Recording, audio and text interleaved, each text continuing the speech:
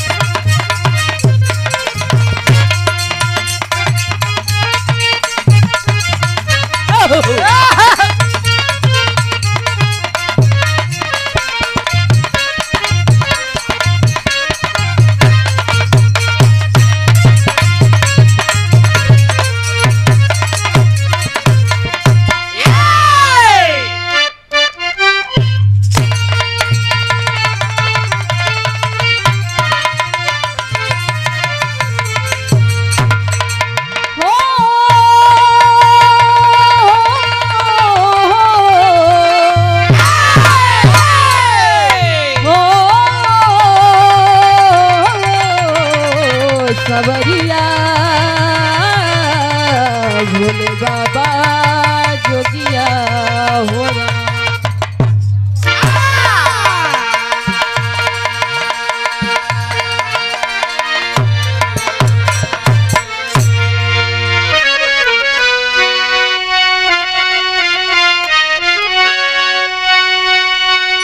नहाने गए पर्व सूर्य ग्रहण का कुरुक्षेत्र में जबकि मोहन मुरारी, इधर नंद संग में यशोदा भी आई, सखिया संग में ले में राधा पधारी।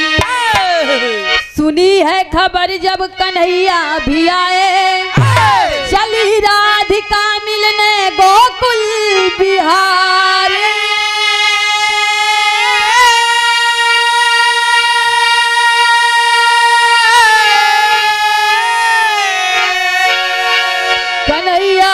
देखी गिरी मूर्छित हो,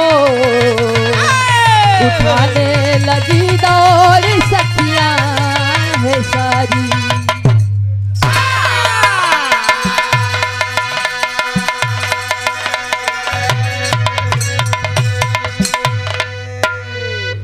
नहाने गए पर्व सूर्य ग्रहण का कुरुक्षेत्र में जबकि मोहन मुरारी, इधर नंद संग में यशोदा भी आई, मेले में सखिया संग राधा पधारी।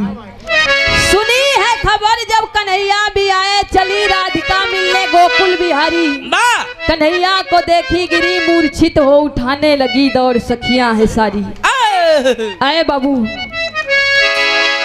सूर्य ग्रहण का पर्व है, बढ़िया मेला लगा हुआ है। उसी मेले में माता यशोदा नंद बाबा के संग में आती है, और वही मेले में देवकी के संग में कन्हैया जी भी मेला देखने आते हैं। वही मेले में आए बाबू अपने सखियों के संग में राधा भी मेला देखने आती है। मेले में घूम रहे हैं, मेला देख रहे हैं, तब तक राधा को खबर मिलती है कि इस मेले में कन्हैया भी आए हैं। बाबूजी जब इतनी खबर राधा को मिली, राधिका कन्हैया से मिलने के लिए चल देती है। पहुंच गई कन्हैया के पास। जब कन्हैया के पास पहुंचती है आए बाबू, तब एक लाइन गजल के लग गए मास्टर।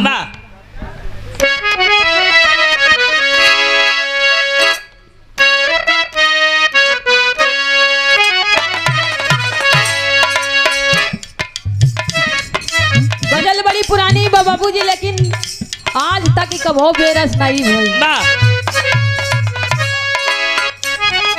ये लाइन बा याद तुम मुझको करोगी,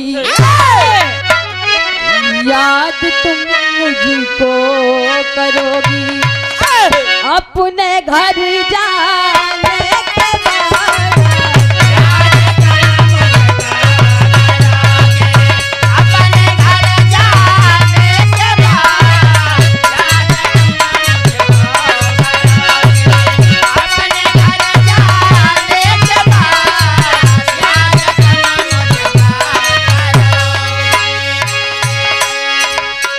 बाबूजी भाव में आप लोग गौर करेंगे।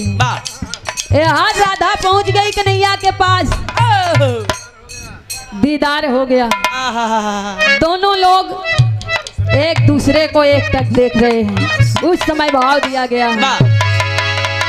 प्रेम में देखे कन्हैया, प्रेम में देखे कन्हैया, चेहरा ये नूरानी है, प्रेम में देखे कन्हैया, चेहरा ये नूरानी है, प्रेम में देखे कन्हैया, चेहरा ये नूरानी है, प्रेम में देखे कन्हैया, प्रेम में देखे कन्हैया, चेहरा ये नूरानी है, अश्क बहते बन के दरिया, अश्क बहते बन के दरिया, नैनों का ये पानी है,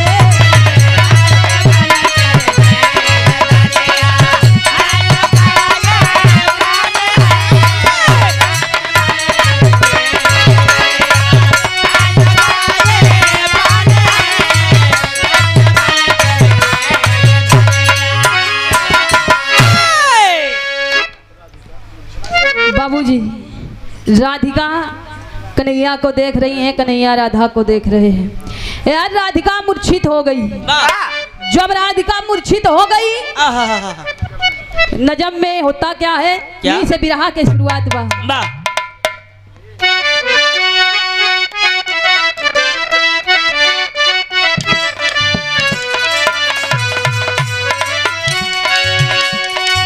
उठाती सखियां मगर हिला नहीं पाई है,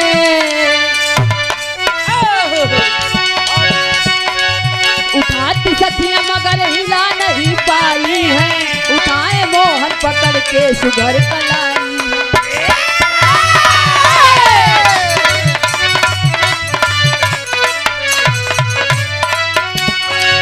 उठाए कान्हा राधा को गले लगाते हैं, उठा के रथ पे माँ देवकी के पास आते हैं।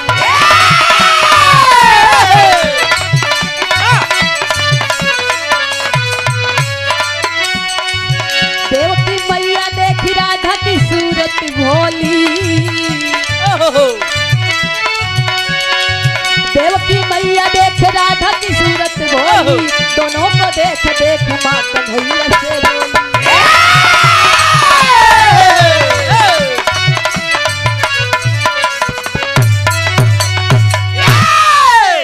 आए बाबू हेलो।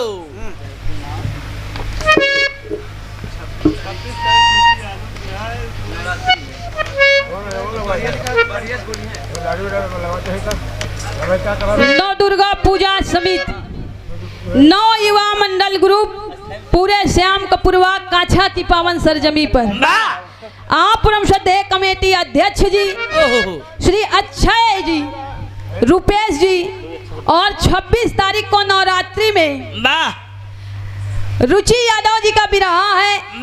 आप सब जा करके भारी से भारी संख्या में बिरहा को सुने और इस बिरहा के कार्यक्रम को सफल बनाए। बाबूजी ये 501 रुपया का पान पुरस्कार पांव छुके सादर प्रणाम बा आशीर्वाद के चाह रही।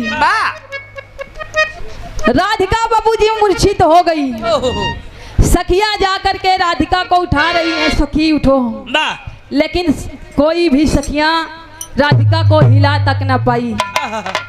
कन्हैया देख रहे हैं, आंखों से आंसू छलक रहे हैं। जा करके है बाबू कन्हैया राधा की कलाई को पकड़ते हैं। राधा को कलाई को पकड़ करके उठा करके राधिका को ले जा करके रथ पे बिठाते हैं।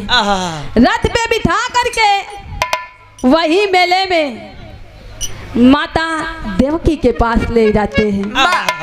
जैसे ही देवकी मैया राधा को देखती है, आए बाबू, पहली बार राधा को देखकर मैया देवकी कहती हैं, कन्हैया ये कौन है? कन्हैया कहे, मैया यही तो है मेरी राधा। अरे वाह! जब इतनी बात माई देवकी सुनी न बाबूजी, काका, जब माई देवकी इतनी बात सुनी, कहीं कन्हैया मेरी बात सुनो। एक लाइन गीत बदल के मार साहब।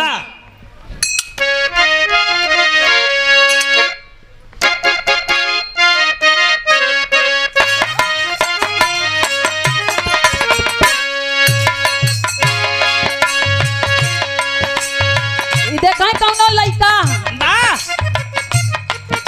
कहे बाबू, बाबू फरमाइश कर दबा, सुना हमका दुल्हन कैसे चाहिए।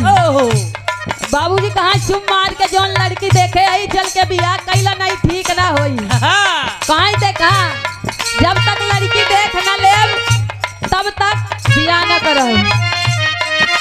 बाबू कहाँ तो का लड़की कैसे चाहिए, लड़का बतावत बा कैसे।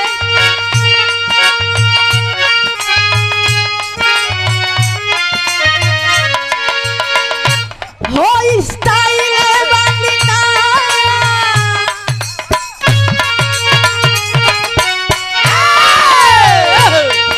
स्टाइल वाली ना, हो मोबाइल वाली ना, हमका दुल्हन चाहिए अंग्रेजी स्टाइल वाली ना।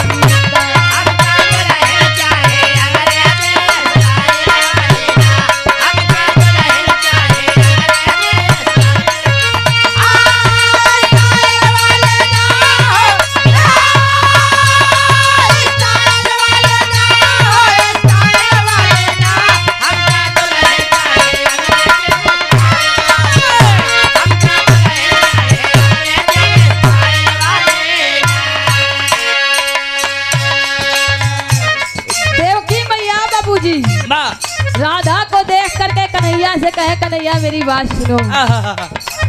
काहे का काहे छोड़ दिया,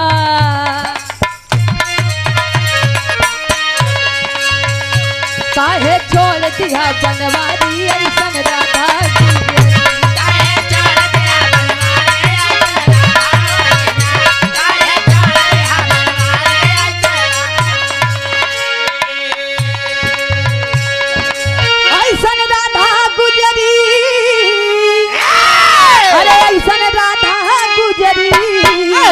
काहे छोड़ दिया बनवारी ऐसन राधा गुजरी।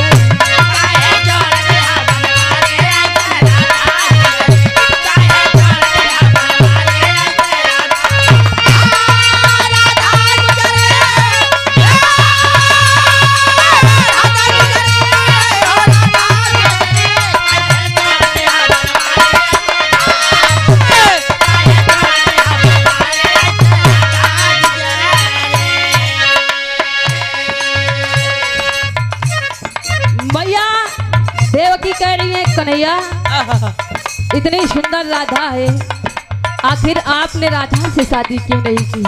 कह रही है 16,108 में ना राधा की शादी।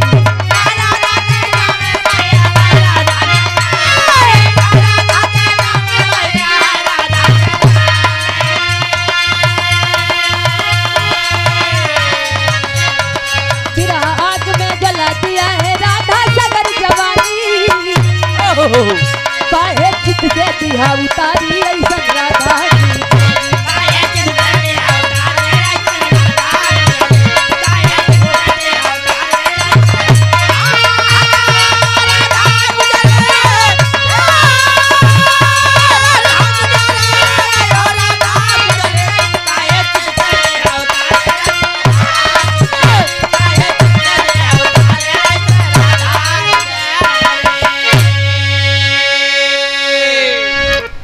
बाबूजी मैया देवकी कहती हैं, कन्हैया 108 रानी हैं, लेकिन राधा से सुंदर कोई नहीं है। आखिर आपने राधा से शादी क्यों नहीं की? कन्हैया बाबूजी कुछ नहीं बोलत है। मैया देवकी कहती हैं कि राधा ने आपकी विरह में अपनी सारी जिंदगी काट दी। बेचारी कैसी हो गई, शरीर को देखो कैसी हो गई।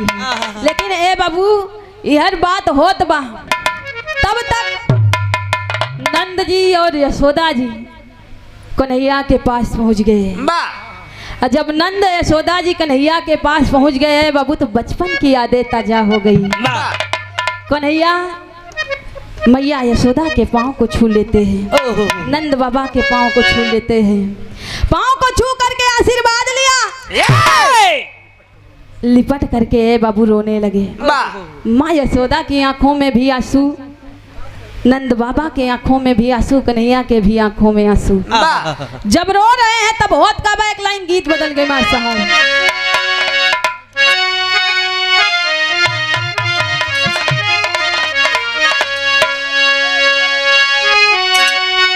काली तेरी चोटी है परांदा तेरा लाल,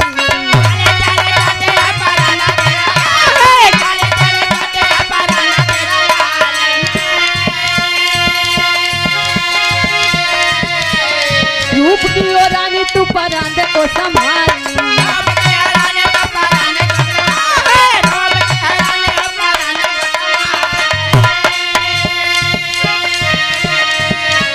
काली तेरी चोटी है परांदा तेरा लाल, रूप की ओ रानी तू परांदे को संभाल। खुशी मन चले का तुझ पे आ गया जो दिल होगी बड़ी मुश्किल।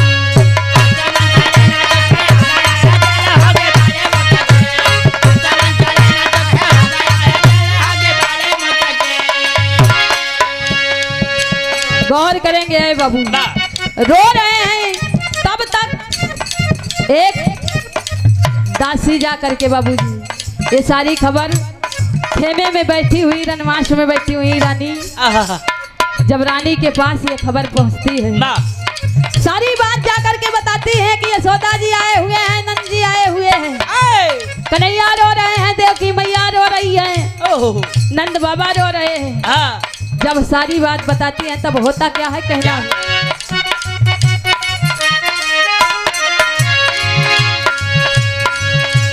घूंघट करके चल भइल एक संगे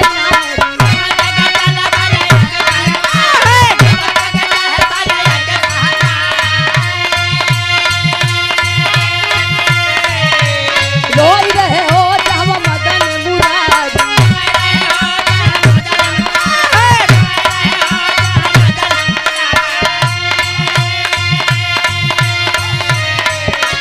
घूंघट करके चल भइल एक संगे रोई रहे हो जब मदन मुरारी। कहे दियली मैया अपन टूटी टूटी खोई कान्हा कहे दियली,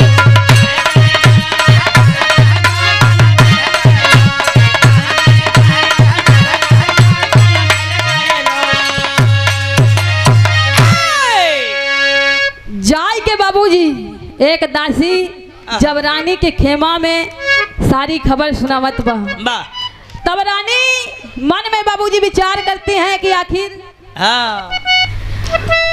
रानी जब खबर पाएं कि कन्हैया रोवत है, मन में विचार करते हैं कि कन्हैया क्यों रो रहे हैं। सब रानियां बाबूजी बढ़िया घूंघट करके कन्हैया के पास जाती हैं, जहाँ पर कन्हैया बाबूजी रो रहे हैं, माता देव की रो रही हैं, यशोदा जी रो रही हैं। जब वहां पर पहुंचती हैं तब होता क्या है, एक लाइन गीत बदल गई मास्टर।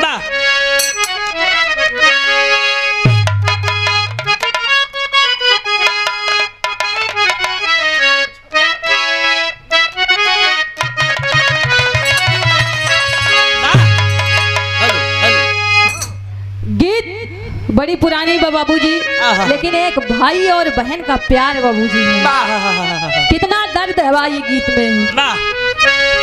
राखी हर साल कहली सबनवा में, अरे राखी हर साल कहली सबनवा में,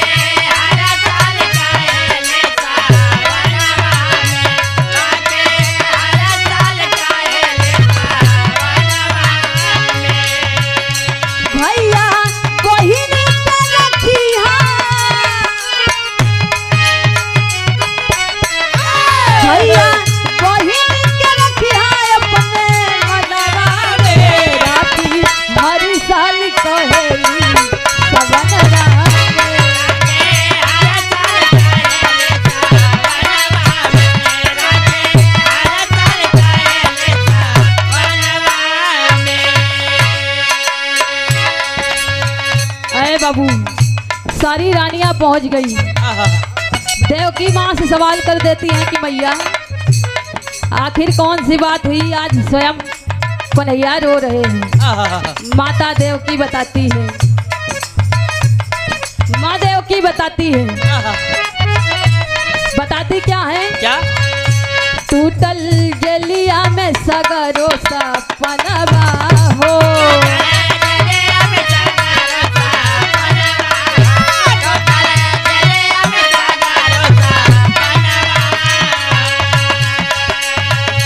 खेले यशोदा की गोदी बचपनवा हो,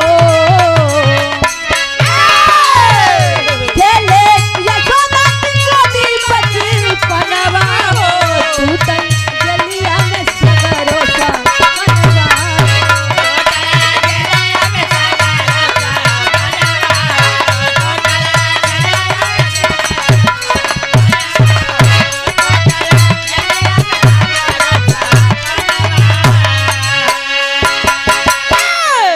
गौर करेंगे आए बाबू। मैया यशोदा भी वहीं पे हैं, रो रही है, कन्हैया भी रो रहे हैं। देवकी मैया बता रही हैं रानियों से, बताती क्या है? क्या? हम जनमौली यशोदा मैया पालनहारी हो,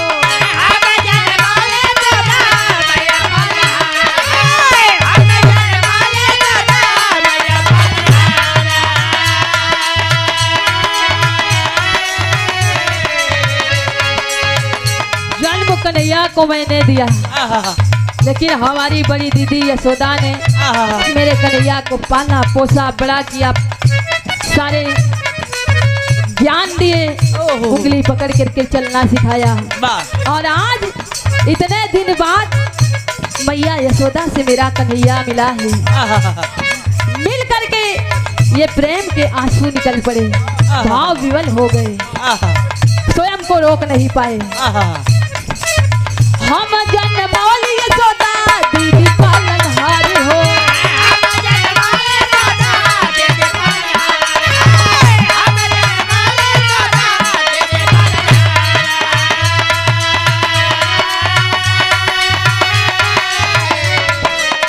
हमन से ज्यादा करे कन्हैया से प्यार हो,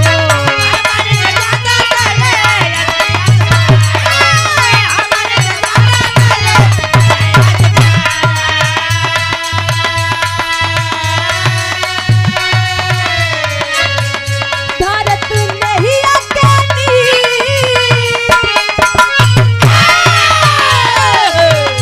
भारत नहीं अकेली मोहनवा हो, टूटल गलिया में सगरो सपनवा हो।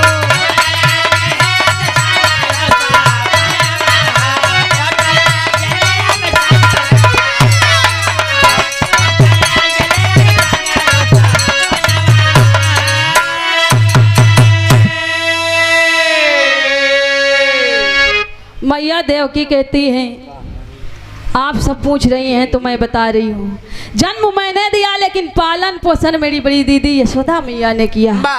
यहाँ तक कि कन्हैया को उंगली पकड़ करके चलना सिखाया, बोलना सिखाया, सब कुछ यशोदा दीदी ने किया। आज इतने दिन बाद मिलने के बाद कन्हैया भाव विवल हो गए, स्वयं को रोक नहीं पाए। अरे बाबू इतना ही नहीं, जब सब रानी ये सारी बात हो रही है तब सबकी नजर आए बाबू एक मैले कुचेले कपड़े पहने हुए लड़की पर पड़ती है, जिसका नाम राधा बताया गया। राधा के ऊपर जब सबके नजर पड़ी कपड़ा बाबूजी एकदम खराब बा, लेकिन जब रानियां राधा को देखती है तब होता क्या है, तेरी के लाइन लग गए मार साहब।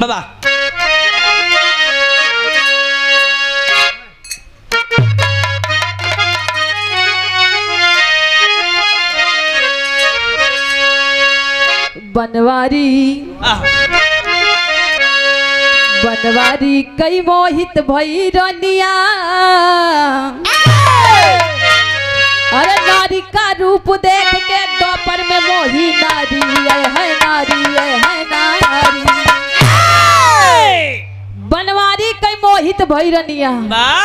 नारी का रूप देख के द्वापर में मोही रारी बनवारी कई मोहित भैरनिया।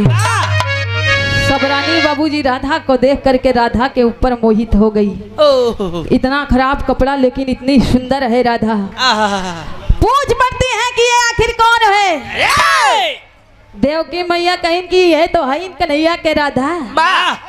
जब कहीं कन्हैया के राधा बाबूजी आठो रानी बढ़िया एकदम देखो तइन राधा के देख के बाबूजी मन में जलन हो जलन होने लगी रानियों को। यही के संगे रास रचावत रहे दिन भर नाचत रहे। कहा हम कहा ही राधा। बाबूजी मन में विचार करती हैं जलन होने लगी। लेकिन सब रानी मिल के बाबूजी एक प्लान बनवाते हैं। कहीं जब सब हमेशा रास लीला रचाए हैं कन्हैया राधा के संगे ताज इस महफिल में कन्हैया फिर से रास लीला करे और हम लोग देखेंगे। जब इतनी बात रानियां कहती हैं बाबू कन्हैया कुछ बोलते ही नहीं है। सत्यभामा कहती हैं कि आप रास लीला रचाइए हम लोग भी देखेंगे। लेकिन ये बाबू कन्हैया कुछ बोलत नहीं है। सत्यभामा जी एक बात कहती है कहे का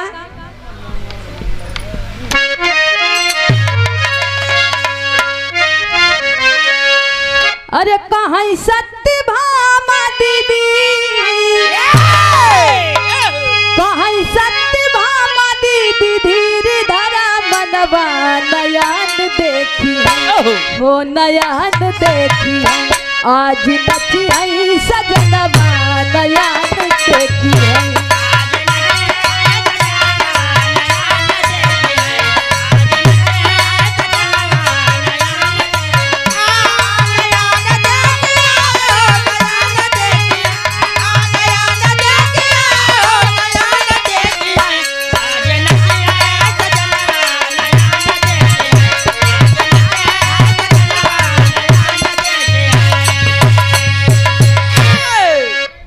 रुक्मणी कालिंदी सत्यभामा सभी रानियां बाबूजी उपस्थित हैं।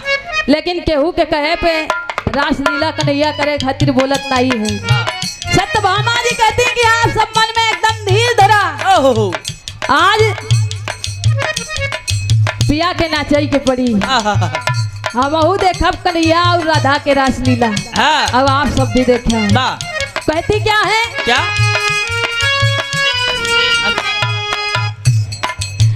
गोपी गाल बाली संग लइके जोली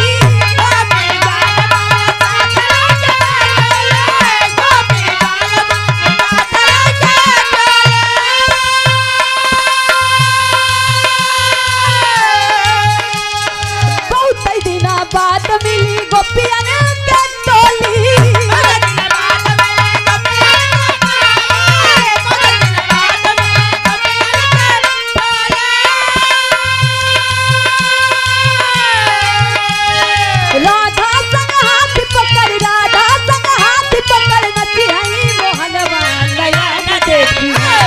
दयाल देखी आज नची है सजनवा दयाल देखी।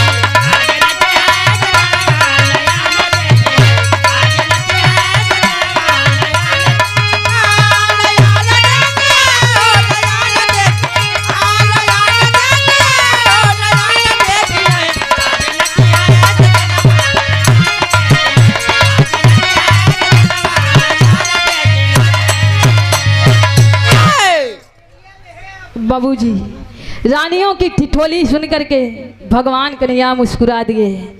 ए हर माई यशोदा कहाँ की बेटा बड़ा दिन होएगा तो हाल लीला देखे। आज मुरली बजाओ ना कन्हैया। नंद बाबा कहे कन्हैया बड़ा दिन होएगा मुरली सुने मुरली को बजाओ कन्हैया। यार कन्हैया तैयार हो गए बाबूजी। तब सब रानियां मिल करके भगवान कन्हैया से कहती हैं कि प्रभु स्वामी आपका आदेश हो तो ले जा करके हम राधिका को अपनी शिविर में बढ़िया से श्रृंगार करा करके ले आए तब ये रासलीला हो। जब इतनी बात सब रानी कहीं बाबूजी कन्हैया समझ गए कि चाल चलब चालू बा। ये लोग खेला करब चालू कर दे यहाँ। ओह। मन में जलन तहिए बा। हाँ।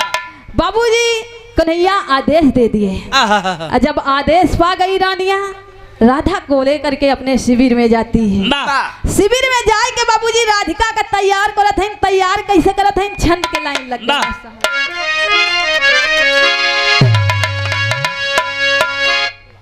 ककही से केस सवार रही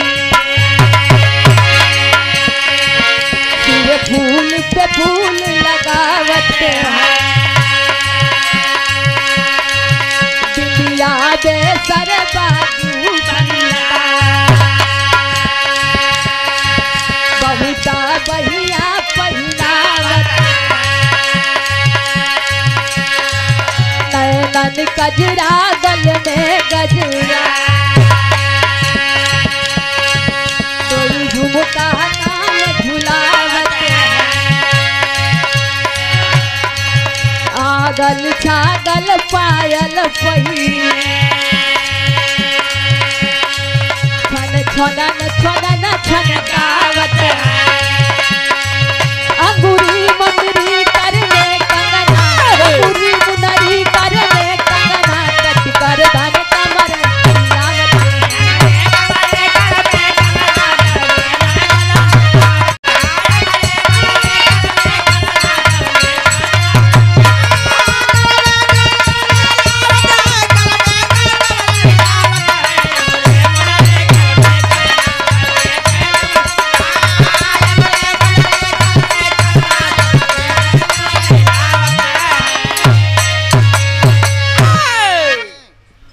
बढ़िया बाबूजी ले जाए के अपने शिविर में सब रानी मिल के राधा का श्रृंगार करत है। वाह। कहीं से बढ़िया बार बांध दी। ओह। बार बांध के बाबूजी बढ़िया फूल से फूल पे सजाई के वाह। बढ़िया बाजू बंदा बेसर बहुटा आहा। सब पहनाई के। हाँ। ये सब पहले जमाना में चलत रहा। अब के जमाना में सब हेराई जाते हैं। हाँ। हंसली बाजू बंदा बेसर बहुटा। हाँ। अब के जमाना के लड़का जनबई न करी है। हाँ। एक तो हम खुद ही न जानब कि कौन का चीज बा। हाँ। हाँ? अब उतना पहन ले तो ठिन न पावे। हाँ। लेकिन नहीं गुरुजी सोना चांदी के मामले में हाँ। गरु नहीं लागत लोग। गौर करेंगे आए बाबू वाह। बढ़िया श्रृंगार कर दीन आँखी में काजल लगाई दीन वाह। बाल में गजरा लगाई दीन वाह। काने में झुमका पहनाई दीन हाँ। पायल छागल पहनाई के एकदम राधा जैसे पैर रखत है छन छन बढ़िया एकदम जैसे चलत है बाबूजी छन छन बाजत बा। और ईर्ष्या में गुस्सा में जलन है बा बाबूजी ईर्ष्या बा। हाँ। ईर्ष्या में सब रानी सब अपन उतारन पहनावत है राधिका का। लेकिन जौने पहिरावई उहे राधिका पहने के बाद एकदम बढ़िया सुंदर लगई लगे। अब करे तो का करे वारे भगवान के लीला। हाँ। वारे कन्हैया के लीला। वाह। लीलाधारी उधर से लीला करत है लोग पुरान पहनावत है लेकिन सब एकदम बढ़िया लागत बा राधिका के ऊपर। तैयार कई के बाबूजी लई के गईन रानी सोचिन कि इतना खराब खराब पहना यही का ये हमसे सुंदर लागत हुई। जब लियाई के गईन तब होत का बा एक लाइन गीत लग गई वहां सा।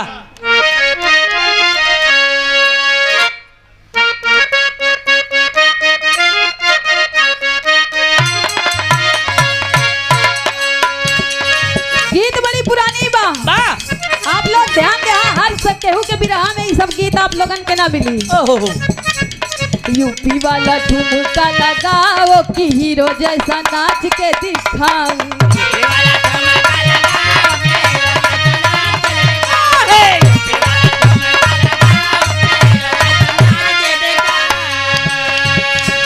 नाच के दिखाऊं गोरी नाच के दिखाऊं।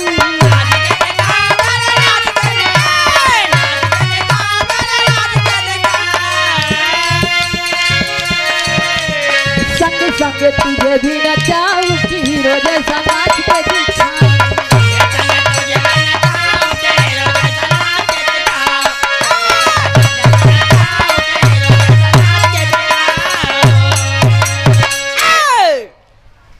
बिरहा पे ध्यान देंगे बाबूजी। राधिका को लिवा करके जब सबके सामने रानियां गई, तब राधिका लोग कैसी रही है। पहले ली घंघरा चुनरिया की राधा लगे मोहनी गुजरिया।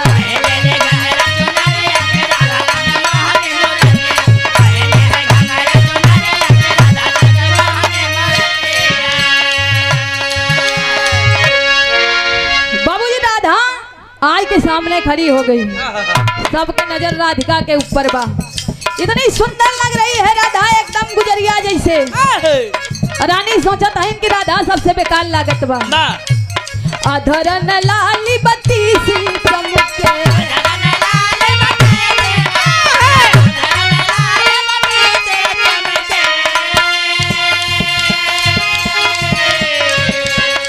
इत्र गुलाल गमा गम गम के।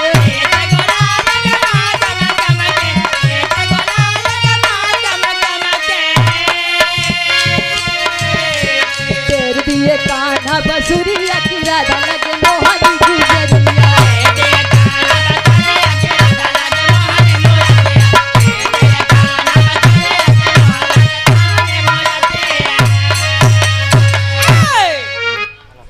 बाबूजी राधिका बड़ी सुंदर लग रही है और रानियों के मन में इच्छा है, रानी सोचत है कि राधिका सुंदर हम लागत है। ए हर कन्हैया धीरे धीरे अपन मुरली बजाई दिए। और जब मुरली बज गई है बाबू, तमाम सखियां और राधिका मिलकर के रासलीला कर रही हैं, सभी रानियां देख रही हैं। होत का बा एक लाइन गीत लग गई।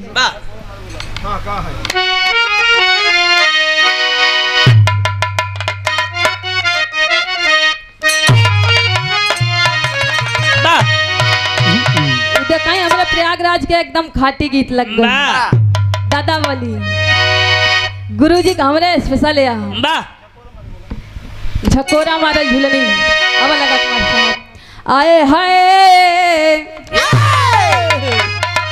अरे राम झकोरा मारे झूलनी, अरे राम झकोरा मारे झूलनी, वो साड़ी लहराई हो झकोरा मारे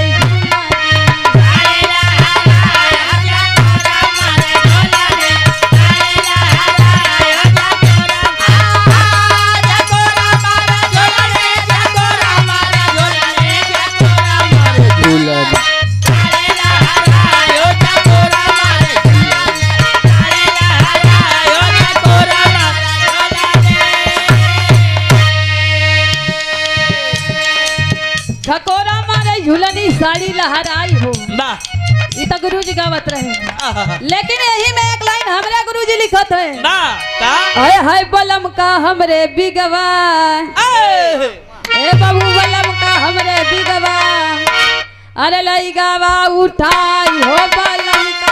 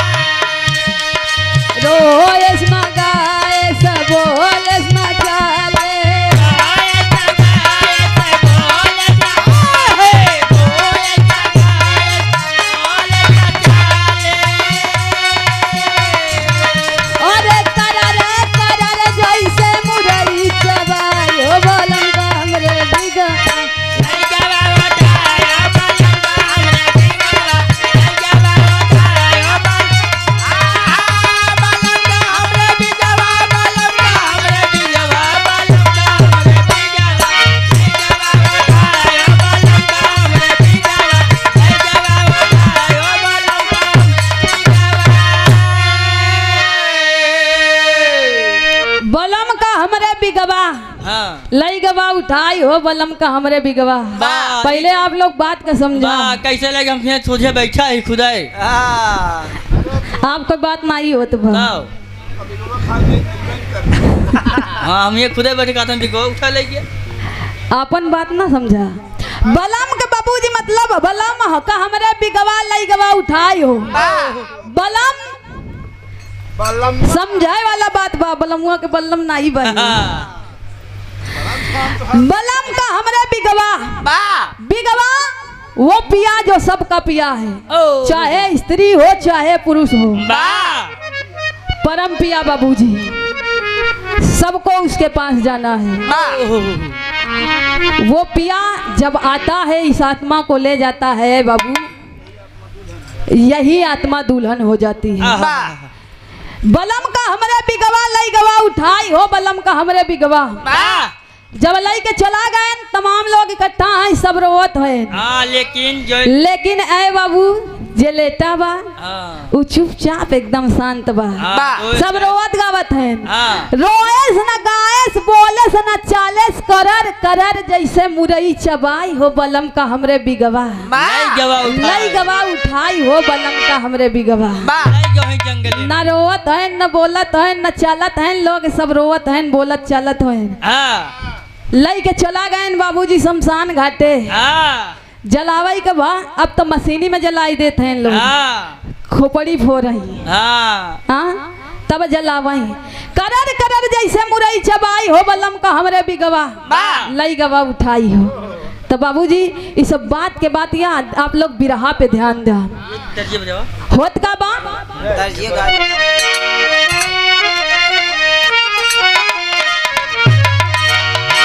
आए है पूछने लगी गोपिया आए है पूछने लगी गोपिया अरे कान्हा के निहार हो पूछने लगी गोपिया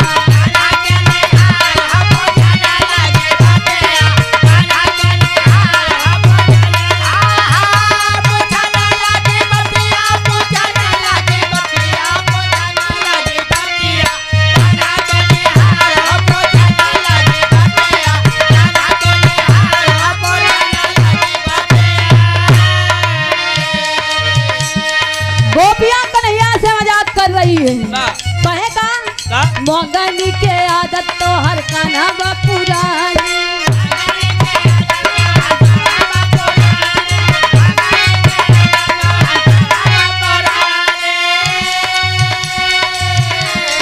करिया कलुटी कैसन लाया इतनी रानी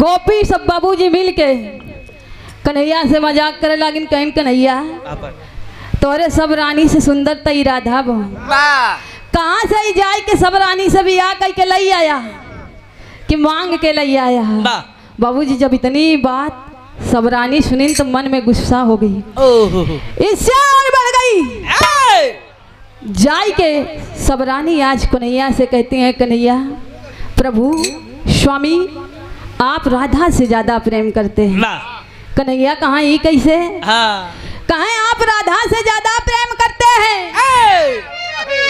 अगर हम सभी से प्रेम करते तो आज ये गोपियां ऐसे बात ना करती जब इतनी बात कन्हैया सुनते हैं बाबू यहीं से कहानी नया मोड़ लेते बा कन्हैया कहते हैं कि ऐसी बात नहीं है ये आपकी सोच गलत है अरे बाबू रानी माने खातिर तैयार नहीं है रानियां कहती हैं कि नहीं आप राधा से ज्यादा प्यार करते हैं हमसे प्यार नहीं करते हैं आखिर ऐसा इस राधा में क्या है कि आप राधा से ज्यादा प्यार करते हैं आए बाबू जब इतनी बात रानियां कहती हैं बाबूजी कन्हैया एक बात सब रानियों से कहते हैं क्या कहते क्या है पहापट के लाइन लग गए मास्टर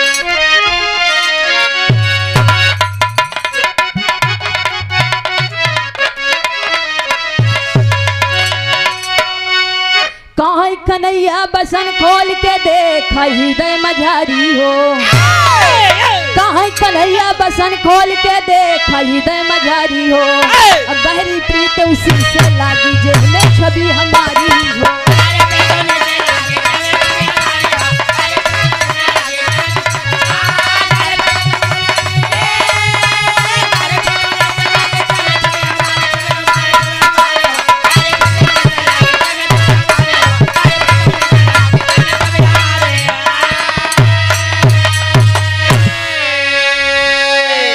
आठों पट रानी तब अपन सीना खोल दिखावली हो। नहीं किसी के अंदर कोई मूरत नजर नावली हो। अरे गोपियन बसन खोल दिखलावई राधा संग बनवारी हो। गोपियन बसन खोल दिखलावई राधा संग बनवारी हो। गहरी प्रीत उसी से लागी है छवि हमारी हो।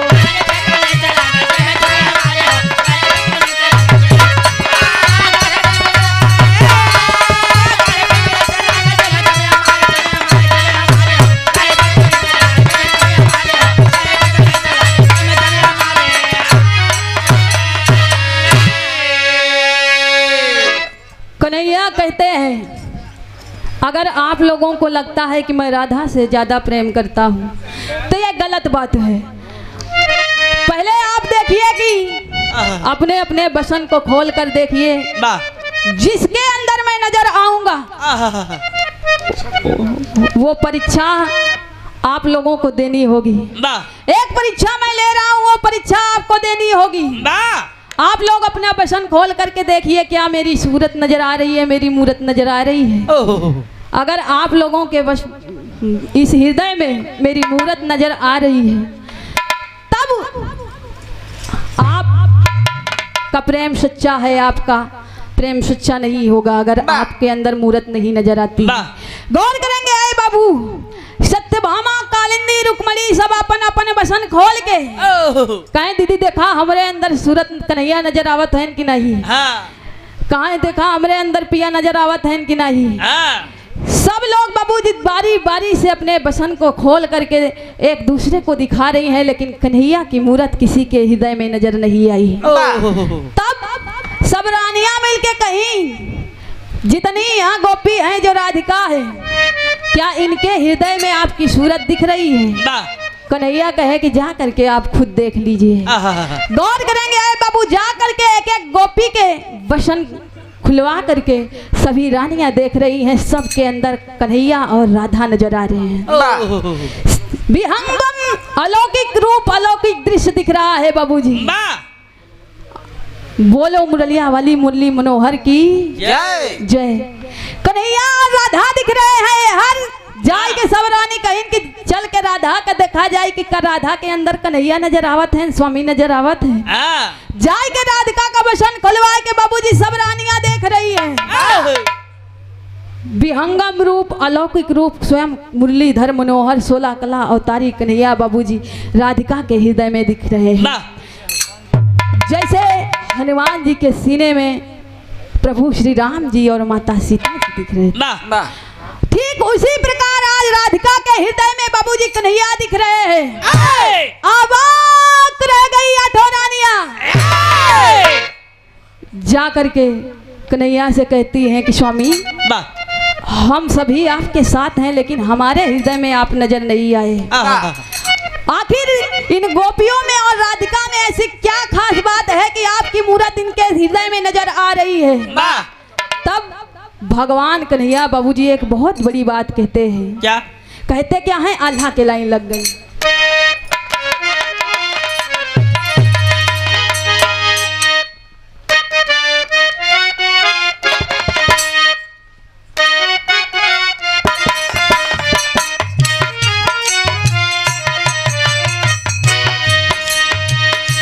माया से विरक्त होई के खोज बुहिया में हम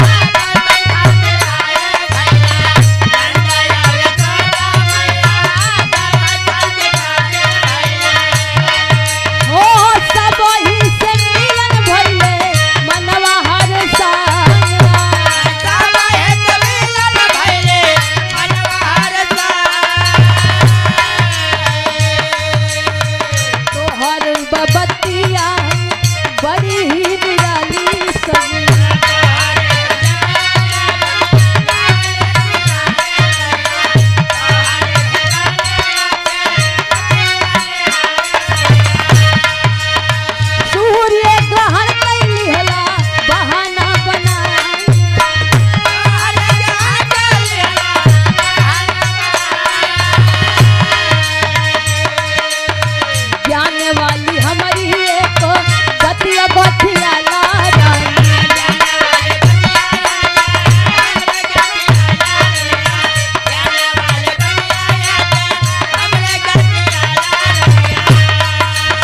नहीं हो कन्हैया के जाबू भुला। आए बाबू, कन्हैया सभी रानियों को कहते हैं, आप सब मेरी बात को ध्यान दीजिएगा। राधा की भक्ति सच्ची है, राधिका ने सच्चे मन से भक्ति की है। देख करके ईर्ष्या करती हो, लेकिन सच्ची भक्ति तुम लोग नहीं कर पाई। मैं उसी के हृदय में नजर आया जिसने मेरी सच्ची भक्ति की। अगर मुझे पाना है तो सच्चे मन से, सच्चे हृदय से भक्ति के मार्ग पर चलो। ए बाबू, कन्हैया कहते क्या हैं, खड़ी के लाइन लग गई।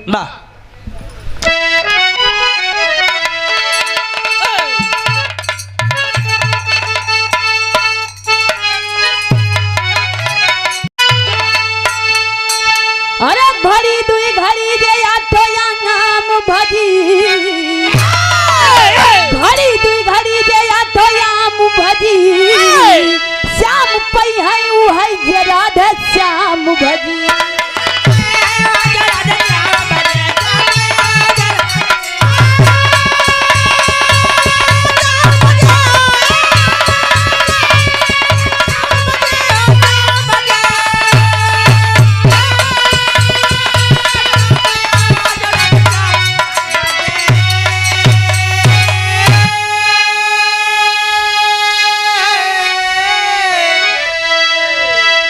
राधे के बिना श्याम नाम है अधूरा, जिसने भजा उसका काम हुआ पूरा। अरे रख के हमनी के हृदय में आठो याम भजी, रख के हमनी के हृदय में आठो याम भजी। श्याम पई है उ है जे राधे श्याम भजी। बाबूजी, कन्हैया बड़ी सुंदर बात कहते हैं। घड़ी दुई घड़ी जे आठो याम भजी। श्याम पई है उ है जे राधे श्याम भजी। जिसे भी मुझे पाना होगा उसे पहले राधे का नाम लेना होगा। पहले राधा फिर श्याम। इसीलिए बाबूजी कहा गया, श्याम बने जब राधे श्याम। कन्हैया इतनी बात कहते हैं और कहते हैं कि कान्हा से पहले राधा का नाम जुड़ेगा। जहाँ पर राधा वहीं पर कान्हा। जो राधा को नहीं याद करेगा वो कन्हैया को कभी नहीं पा सकता है, क्योंकि राधा मेरी सच्ची भक्तन है। गौर करेंगे आए बाबू। कन्हैया इतनी बात कह करके सभी रानियों को समझाते हैं। सभी रानियां हाथ जोड़ करके बाबूजी कन्हैया को प्रणाम करती हैं, राधा से माफी मांगती है। अंतिम लाइन में कहना है, स्वामी गीत अनंत अनंत भय भुल्लुर तज दिए कोता।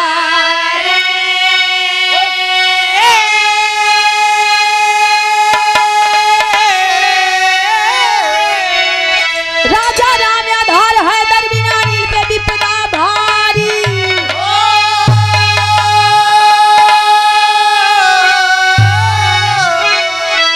बनवारी कई मोहित भई रानिया, अरे राम बनवारी हो बनवारी कई मोहित भई रानिया। लिखते राम गुलाब